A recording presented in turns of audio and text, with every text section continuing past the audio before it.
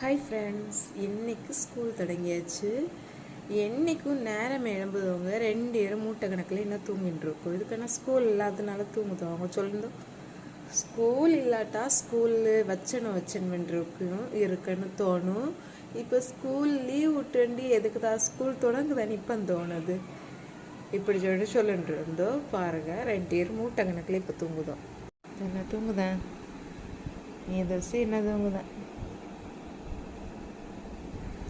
டே எழும்புங்க.